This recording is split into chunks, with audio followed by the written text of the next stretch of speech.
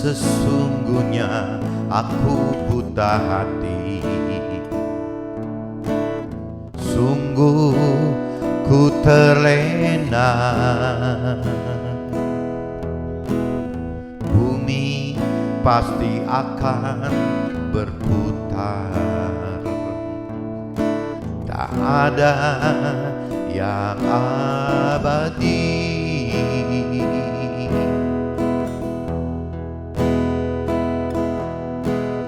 Tuhan, mohon arahkanlah jalanku yang fana. Aku rindu kebaikan di kehidupan ini.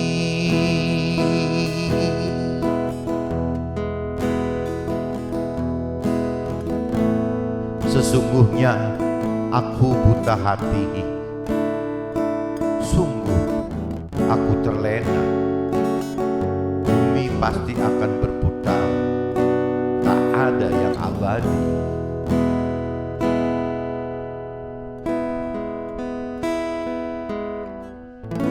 Raut wajah tertegun malu atas semua dosaku.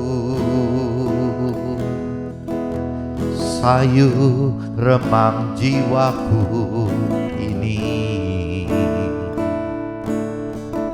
bagai malam tanpa bintang.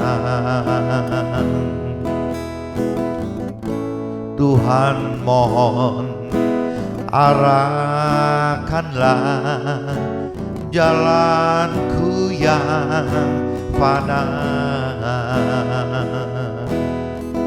Aku rindu kebaikan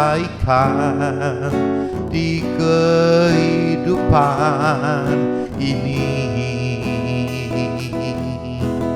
Tuhan, mohon arahkanlah jalanku yang fana.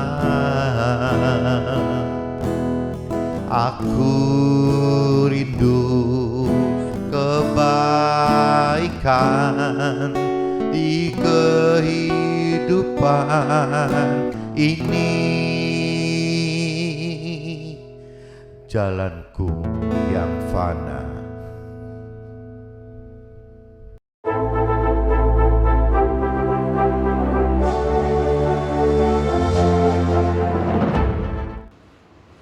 Jumpa kembali di MDT Jeremy, Version of Life. Pagi ini saya mau coba sharingkan teman-teman dengan temanya percaya Tuhan tidak di jiwa saja, tapi harus kenal dan mengerti serta melakukan firman Tuhan. Nah ini kalau saya coba jiwa ini saya ganti menjadi pikiran, perasaan, kehendak kita. Jadi percaya Tuhan tidak hanya di pikiran, perasaan, dan kehendak kita saja. Itu namanya jiwa teman-teman. Tapi percaya Tuhan itu harus mengenal dan mengerti serta melakukan firman Tuhan. Nah itu baru namanya percaya teman-teman. Percaya yang benar gitu.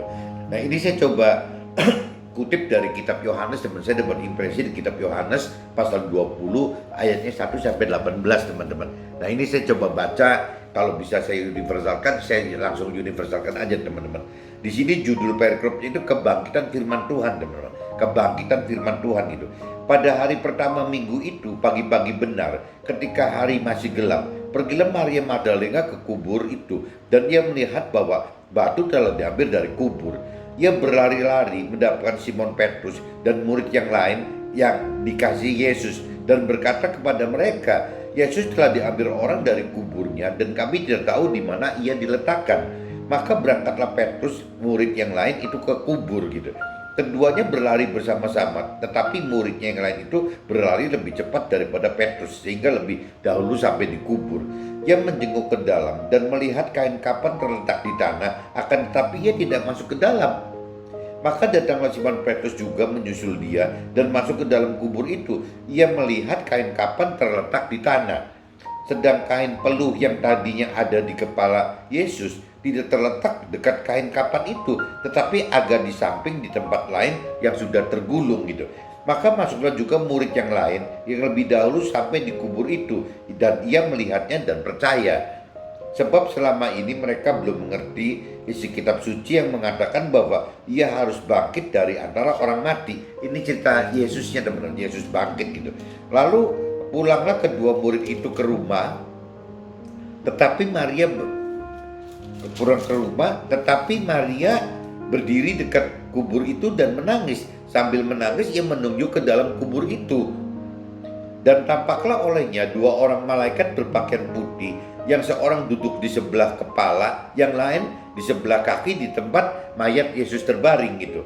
Kata malaikat-malaikat itu kepadanya, "Ibu, mengapa engkau menangis?" Jawab Maria kepada mereka, "Yesusku telah diambil orang dan aku tidak tahu di mana ia diletakkan," gitu. Sesudah berkata demikian, ia menoleh ke belakang dan melihat Yesus berdiri di situ, tetapi ia tidak tahu bahwa itu adalah Yesus gitu. Kata Yesus kepadanya, "Ibu, mengapa engkau menangis? Siapakah yang engkau cari?"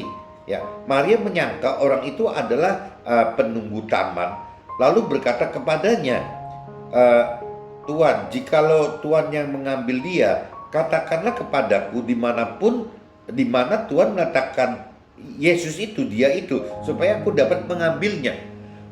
Jadi kebangkitan Yesusnya seolah-olah bangkit, tapi Maria sebagai ibunya tidak tahu bahwa itu Yesus, dianggapnya yang jaga pekuburan aja gitu. Jadi ditanya di mana katanya Yesus, dicariin gitu. Kata Yesus kepadanya, "Maria, Maria," berpaling dan berkata kepadanya dalam bahasa Ibrani, artinya Rabuni artinya guru gitu teman-teman. Jadi Yesus berkata kepadanya, "Maria." Maria berpaling dan berkata kepadanya dalam bahasa Ibrani, Rabuni. Maria baru sadar bahwa Yesus yang memanggil, bukan tukang kuburan itu, penjaga kuburan itu gitu. Dia panggil Rabuni. Jadi meskipun Maria ini bukan Maria ibunya ya, berarti Maria Magdalena ya, berarti Maria Magdalena berarti bukan ibunya.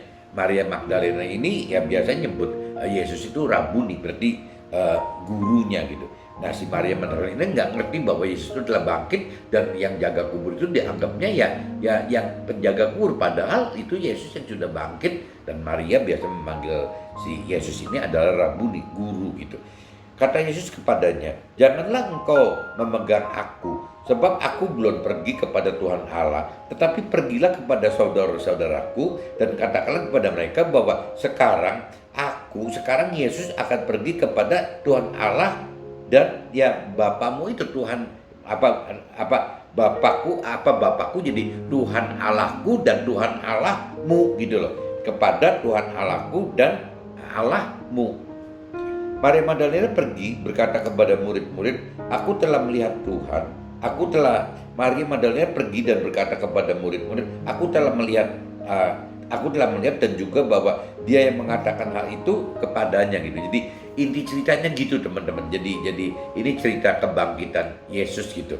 Nah, ini saya coba universalkan ya, mungkin bahasanya seperti itu meskipun agak susah kali, tapi bagi teman-teman yang Nasrani ya saya ngarepin coba pegang Alkitabnya gitu sembari membaca, jadi baca translate yang aslinya gitu, yang aslinya. Kalau saya baca saya pengen untuk keluarga saya, tergerak untuk keluarga saya dan teman-teman saya gitu. Siapa tahu ada gunanya, bisa untuk cross check firman Tuhan dari keluarga dan teman-teman saya yang bukan Nasrani gitu. Nah, ini saya sudah bacakan teman-teman di kitab Yohanes pasal 20 ayat 1 sampai 18.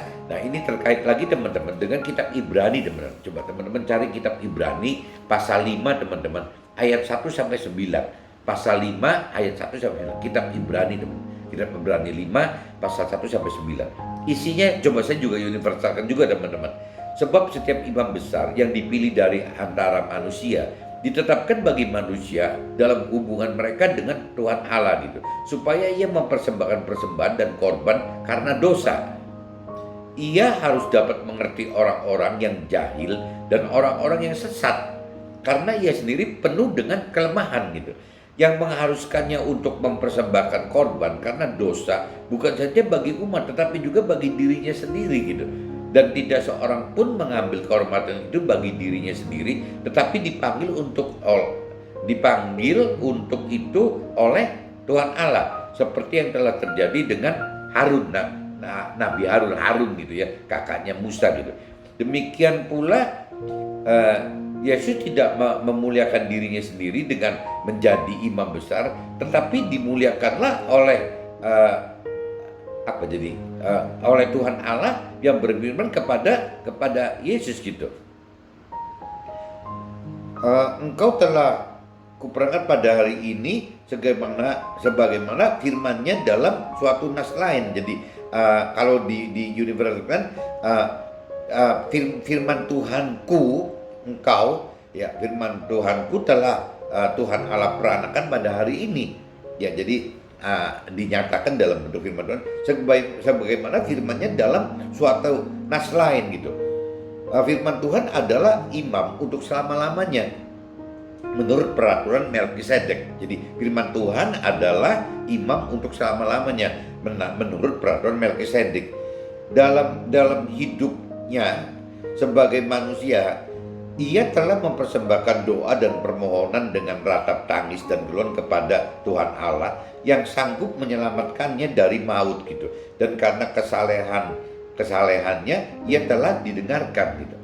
Dan sekalipun ia adalah anak gitu, ia telah belajar menjadi taat dari apa yang telah dideritanya, dan sesudah ia mencapai kesempurnaannya, ia menjadi pokok keselamatan yang abadi bagi semua orang yang taat kepadanya gitu. Jadi ini saya simpulkan di kitab Ibrani, teman-teman, di kitab Ibrani. Percaya itu ternyata tidak semudah itu loh. Percaya itu tidak seperti tema hari ini saya cantum bahwa percaya itu hanya dari pikiran, perasaan, kehendak kita aja. Ya, jadi begitupun yang dialami oleh Yesus, begitupun yang dialami oleh firman Tuhan gitu. Ya, untuk bisa percaya firman Tuhan itu nggak mudah, teman-teman.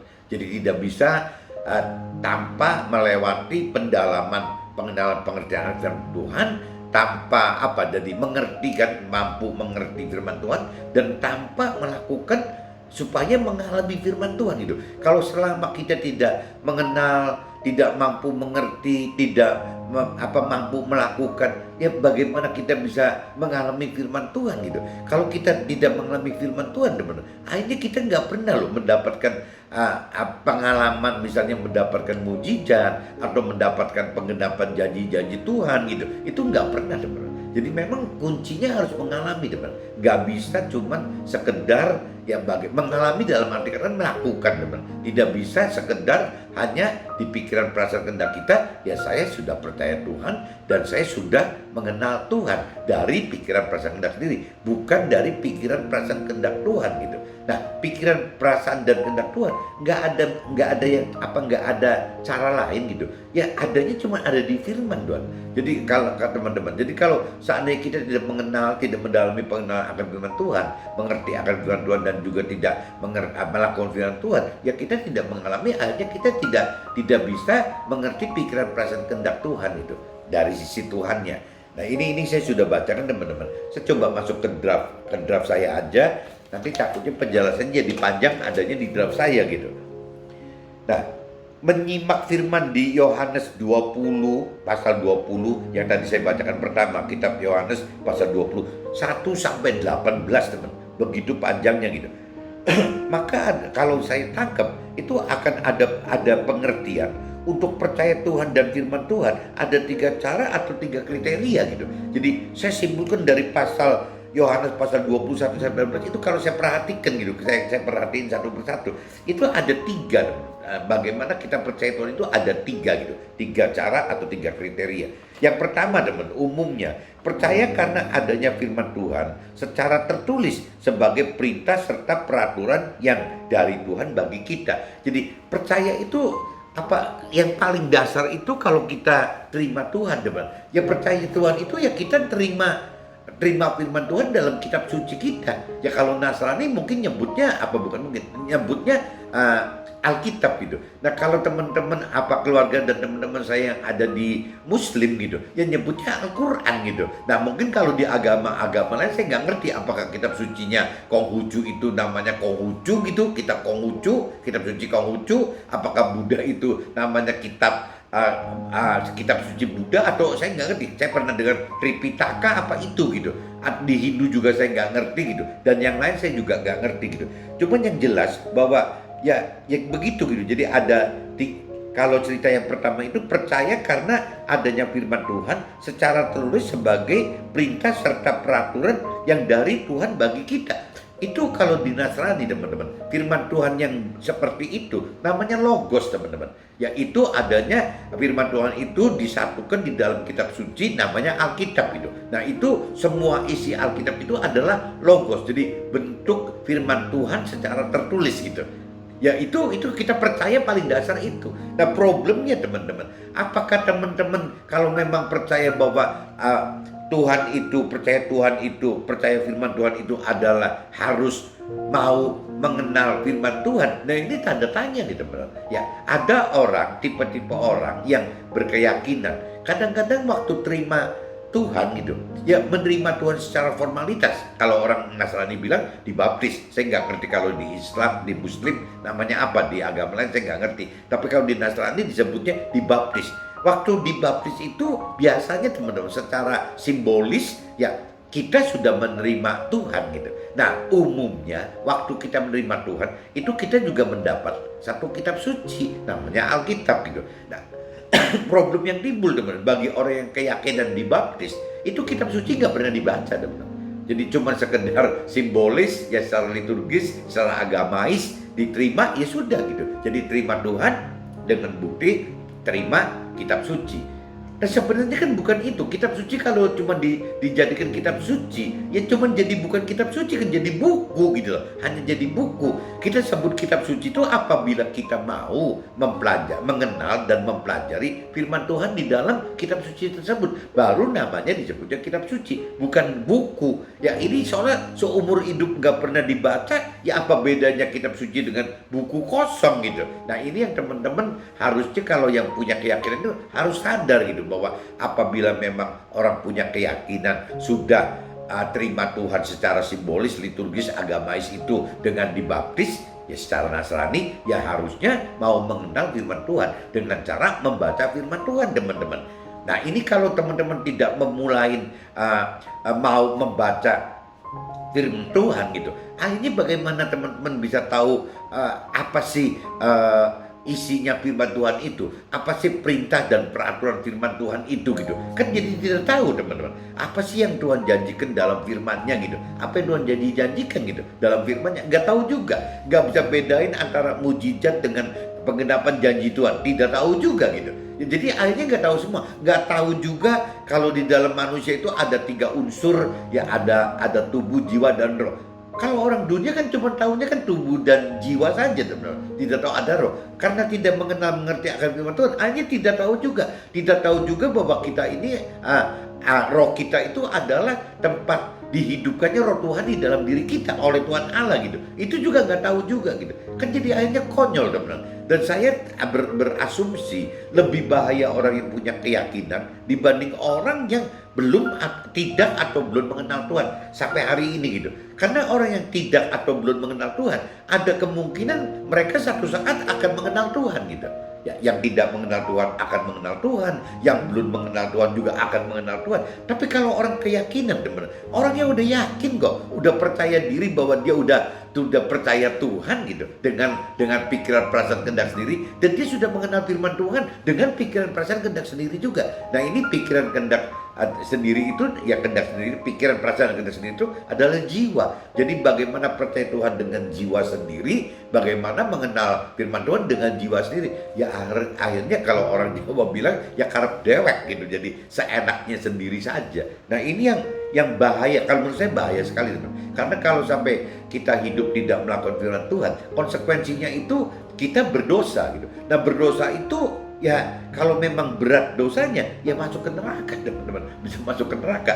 Beda kalau orang yang tidak atau belum mengenal Tuhan, ya pengadilan Tuhan kan adil teman-teman. Penghakiman Tuhan itu adil, ya pasti akan dihakimi dengan cara-cara yang bukan orang yang percaya dan mengenal Tuhan, yang sudah ada firman Tuhan, ya kan tidak. Penghukumannya, penghakimannya pasti dasarnya ya sebagai orang-orang dunia gitu. Tuhan karena adil. Tapi kalau kita bicara orang-orang yang punya keyakinan, percaya Tuhan dan mengenal Tuhan, mengaku seperti itu gitu, ya berarti penghakiman penghukuman bisa-bisa diambil dari penghakiman penghukuman dengan kategori orang yang sudah percaya dan mengenal Tuhan dengan benar. Nah itu kan pasti lebih berat, teman-teman. Nah apakah nggak takut gitu? Ya satu saat kalau di penghakimannya jatuhnya harus masuk neraka, kan jadi konyol, teman-teman. Nah ini yang saya mesti buru-buru sering ingatkan. Ayo dong yang punya keyakinan, jangan cuma punya keyakinan loh. Orang yang punya keyakinan harus mengenal, mengerti, dan melakukan firman Tuhan. Itu yang saya selalu ingat itu. Jadi yang pertama sekali, teman-teman, percaya itu karena dasarnya karena ada bukti teori yang secara logos itu gitu, teman. Yang kedua, teman, percaya karena melihat atau mendengar kesaksian dari orang-orang yang alami Tuhan. Nah itu gunanya kesaksian itu, teman. Jadi kalau cerita yang pertama itu kan biasanya adanya firman Tuhan itu ya secara agama liturgis, ya pasti ada mentor rohani, teman. Mentor rohani yang akan mengajar kita semua gitu loh, ya untuk mengajarkan teori-teori rohani. Itu berarti kan mentor rohani gitu. Tapi kalau kedua, teman-teman, ini tugasnya ya bisa tugasnya mentor rohani, bisa juga tugasnya kita yang bukan mentor rohani. Ya kalau saya sebagai pengusaha, ya itu berarti tugasnya sebagai pengusaha. Kalau teman-teman sebagai orang karir, ya berarti tugasnya orang-orang karir gitu. Itu bukan cuma mentor rohani. Nah yang kedua itu karena sifatnya itu kan percaya karena melihat atau mendengar kesaksian dari orang-orang yang alami Tuhan. Nah masalahnya, siapa yang bisa menjadi saksi Tuhan gitu? Harusnya kan kita, teman. Bukan disudutkan harus mentor rohani. Kalau mentor rohani itu tugas utamanya adalah bagaimana mengajarkan teori-teori rohani gitu. Tapi kalau bicara bersaksi gitu, bersaksi itu adalah ya tugasnya semua, ya mentor rohani maupun saya sebagai pengusaha atau orang karir gitu. Itu harus tugasnya kita semua untuk bisa bersaksi. Nah untuk bisa bersaksi itu ya harus mengalami Tuhan. Untuk mengalami Tuhan ya harus basicnya harus punya kedalaman mengenal akan Tuhan, akan firman Tuhan, harus punya basic mau dan mampu mengerti Tuhan dan firman Tuhan, dan harus mau dan mampu melakukan firman Tuhan, teman. Nah kalau kita bisa tiga ini dilakukan gitu, ya mengalami proses itu, ya harusnya kita sudah mengalami Tuhan, teman. Nah ini yang bisa menjadi kesaksian. Berarti hidup kita ya di jalan firman Tuhan dan bersama roh Tuhan gitu. Nah itu jadi kesaksian untuk kita bagi sesama kita yang lain, teman-teman. Jadi yang kedua itu percaya karena mendengar kesaksian, teman-teman. Nah yang ketiga, teman-teman, ketiganya percaya karena alami sendiri melalui mujizat dan timbul kemauan untuk mau kenal serta mau dan mampu mengerti jika melakukan firman Tuhan gitu. Nah ini yang ketiga ini yang tadi menjadi saksi gitu. Kalau yang kedua kan kita mendengar saksi gitu. Ada orang bersaksi, didengarkan sehingga kita percaya.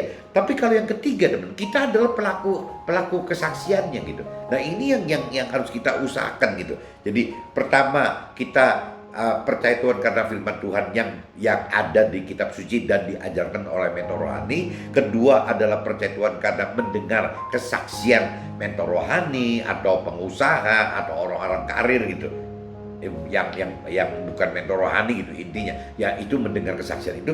Yang ketiganya percaya karena memang mengalami sendiri, teman-teman. Ya mengalami sendiri, ya mengalami biasanya dimulainya sama Tuhan dikasih dispensasi, alamin mujizat dulu gitu. Waktu alamin mujizat sehingga timbul kita percaya gitu. Nah setelah kita percaya, Tuhan biasanya akan tarik ya, akan paksa kita, akan beri karunia kepada kita untuk bisa mau gitu, mau timbul mengenal akan firman Tuhan, akan Tuhan gitu. Mulai diberi kemampuan untuk mengerti firman Tuhan, diberi kemampuan untuk melakukan firman Tuhan, bagaimana ya dengan cara yang menghidupkan roh Tuhan itu. Jadi yang ketiga itu kita menjadi saksi gitu, bukan mendengar atau melihat kesaksian, tapi kita menjadi saksi, teman-teman. Kalau memang kita bukan mentor rohani gitu, kita pengusaha atau orang karir.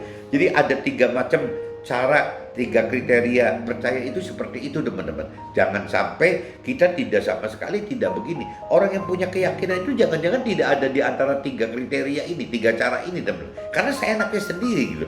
Anggap beda dengan orang yang tidak atau belum mengenal Tuhan. Mereka juga tidak bicara percaya dari tiga cara, tiga kriteria ini. Tapi kalau kita gitu orang yang mau mengenal, mampu mengerti gitu, mencari pengertian sampai berjuang berani untuk melakukan firman Tuhan, ya kita harus kategorinya ada tiga ini stepnya teman. Bicara dari teori firman dulu, dari kitab suci kan, dari firman perintah peraturan Tuhan. Kedua, mulai mendengar kesaksian, melihat dan mendengar kesaksian orang. Dan yang ketiga, menjadi saksi sendiri, teman-teman.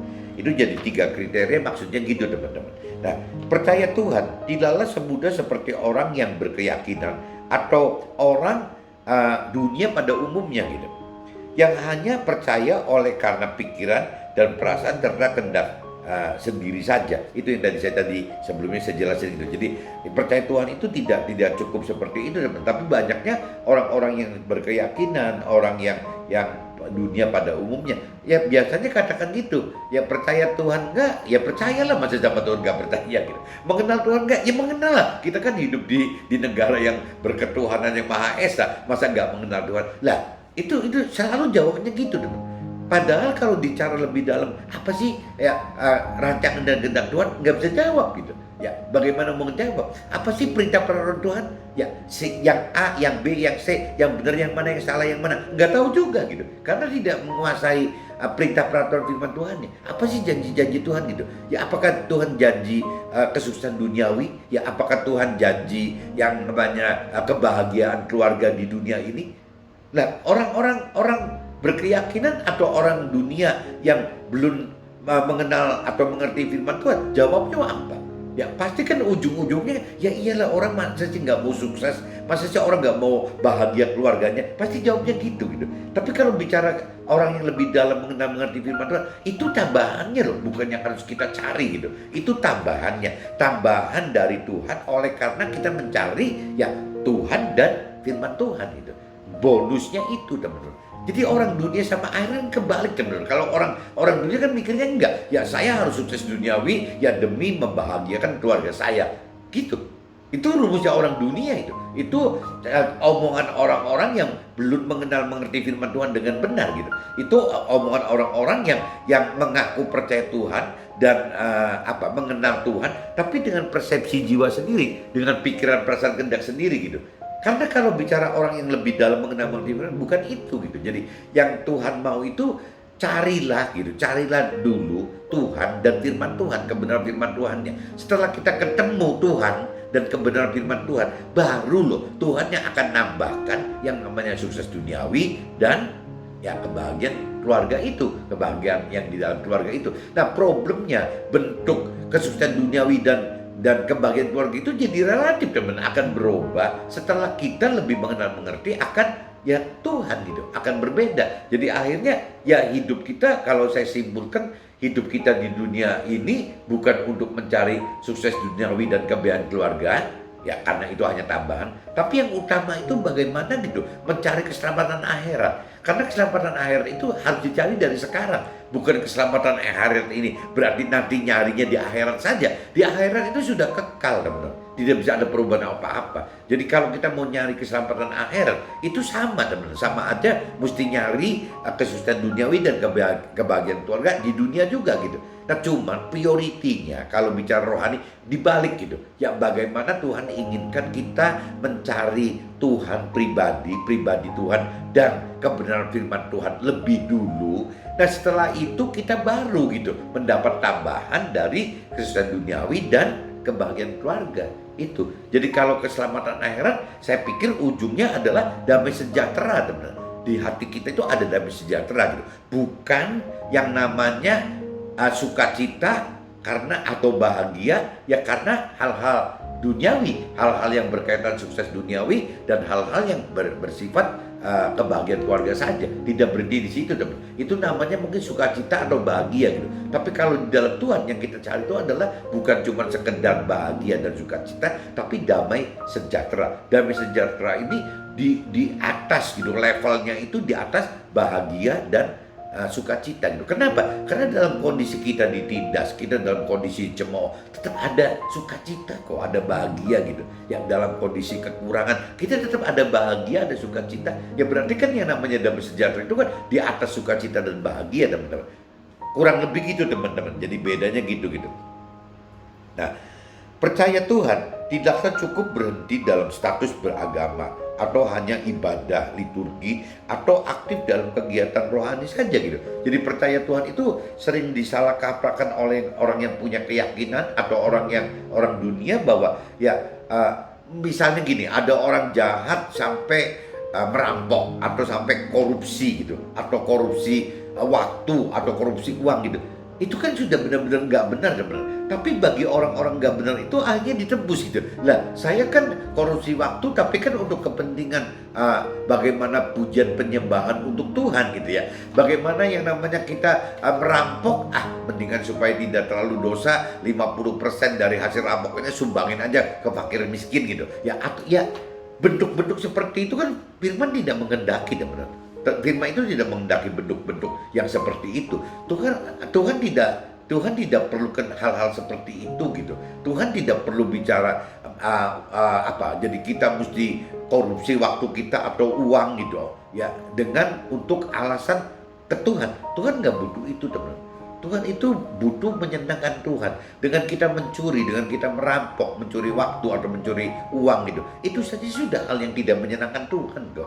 Ya, Tuhan lebih senang orang tidak keburu melayani Tuhan karena memang gak punya waktu melayani Tuhan gitu. Ya, mau tapi tidak mampu dan udah mati-matian berusaha tapi tidak bisa gitu. Ya, Tuhan lebih senang seperti itu gitu daripada Tuhan seolah-olah disogok aja gitu pakai hal-hal yang duniawi, disogok soal harta, disogok soal apa. Tuhan nggak mau kok. Jadi saya kembalikan lagi bahwa percaya Tuhan tidaklah cukup berhenti dalam status beragama atau hanya ibadah liturgi atau aktif dalam kegiatan rohani saja. Nah, banyak orang dia lakukan itu gitu. Banyak orang dunia yang bukan memperdalam pengenalan pengertian firman Tuhan, tapi malah masuk ke dalam jadi mencari hal-hal aktivitas yang berkaitan dengan hal-hal keagamaan gitu. Nah, itu kan yang terlalu naif sebenarnya. Jadi percuma sekali gitu kalau kita masuk ke dalam fungsi-fungsi seperti itu. Ya mungkin banyak seperti kalau saya nggak ngerti, kalau Nasrani nyebutnya banyak yang supaya daripada mencari pengertian firman Tuhan, ya daripada melakukan firman Tuhan, dia lebih senang misalnya menjadi anggota majelis atau ikut di community ini itu, ikut misalnya di activity sosial gitu ya seperti itu gitu. Ya itu tidak jelek teman, itu bagus sekali. Tapi kan ya lebih bagus harus mengerti akan firman dulu daripada cuma sekedar ya hanya melakukan ya kegiatan semacam itu. Nah, itu yang saya dikatakan itu ya kegiatan rohani yang tidak terkait langsung dengan pribadi Tuhan, teman-teman. Ini yang teman-teman mesti hati-hati gitu.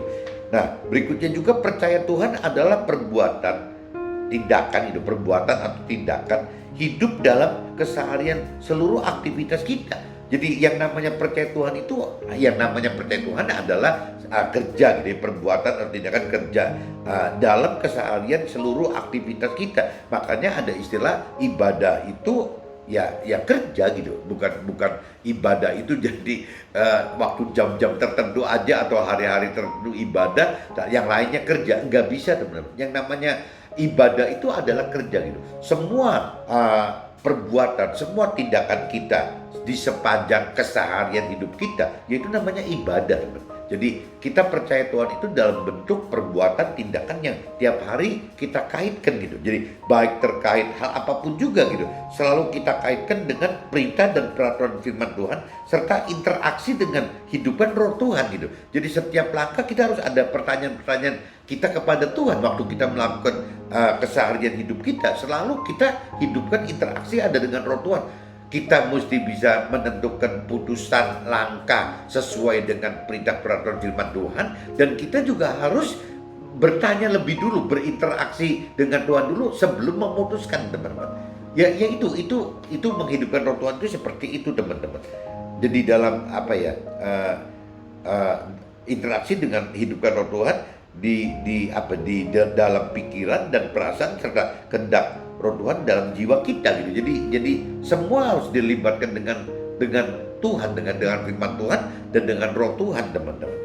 Percaya Tuhan dengan melakukan firman akan timbulkan ratap tangis dan keluhan demi keselamatan dan kesalahan kita. Oleh karena perintah dan peraturan firman tidak wajar dan dianggap salah bagi dunia. Jadi ini teman-teman harus sadar bahwa percaya Tuhan itu dalam melakukan firman Tuhan bukan berarti terus kita dapat puji-pujian gitu. Ya kita dapat sukacita, puji-pujian dinaikkan begitu. Bukan teman-teman. Jadi kita waktu percaya Tuhan, waktu kita melakukan firman Tuhan justru kebalik teman-teman. Ya kita akan mendapatkan rasa tangis gitu. Ya kita akan mendapatkan keluhan. Ya kenapa? Karena kita pengen hidup selamat gitu, mendapatkan keselamatan akhirat, dan juga kita pengen saleh gitu, menjadi orang saleh di hadapan Tuhan gitu. Cuma itu aja. Kalau karena perintah dan peraturan firman tidak wajar dan dianggap salah bagi dunia. Jadi teman-teman jangan kaget kalau firman Tuhan itu dianggap oleh orang dunia atau orang keyakinan itu adalah hal yang tidak wajar dan bisa dicap salah teman-teman.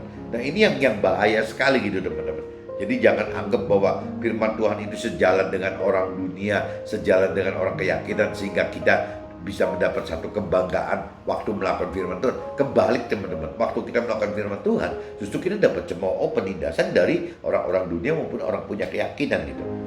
Nah, percaya Tuhan tidak cukup hanya dalam pikiran dan perasaan serta kehendak kita saja, tetapi percaya Tuhan harus dengan diawali mengenal dan mampu mengerti serta berani melakukan firman Tuhan gitu, agar benar-benar mengalami perintah dan peraturan serta janji firman sehingga hidup masuk dalam rancangan dan kehendak Tuhan.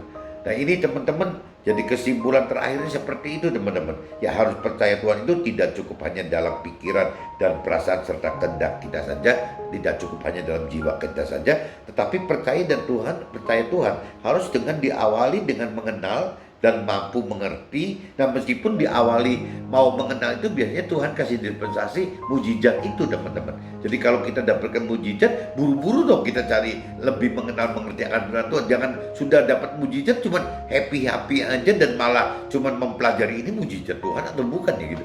Ya itu kan adanya di hati kita gitu. Kalau memang bentuknya mujizat itu biasanya dispensasi dari Tuhan untuk jadi pintu awal kita mau mengenal firman Tuhan gitu. Mujizat itu gunanya untuk itu teman-teman. Nah setelah kita mengenal lebih dalam firman Tuhan, kita lebih mengerti firman Tuhan, kita lebih berani melakukan firman, mujizat itu udah gak ada artinya kok teman-teman. Yang berarti itu bagaimana kita berani melakukan perintah peraturan Tuhan gitu, ya untuk mendapatkan penggenapan janji-janji Tuhan. Itu yang paling penting gitu. Jadi mujizat itu ya dispensasi lah. Kalau bicara untuk rohani, ya mujizat itu diperlukan bagi anak-anak rohani. Tapi yang sudah dewasa rohani, mereka sudah tidak terlalu mengharapkan mujizat karena mereka sudah beriman, percaya dan berpengharapan kepada janji-janji Tuhan. Dan ya itu dia akan melakukan berani melakukan firman Tuhan itu ya untuk mendapatkan target utama Tuhan adalah bagaimana mendapatkan keselamatan akhirat untuk kita nanti gitu. Di dunia fana itu sifatnya fana, sementara di akhirat kan lama sekali, tidak ada berbatas gitu.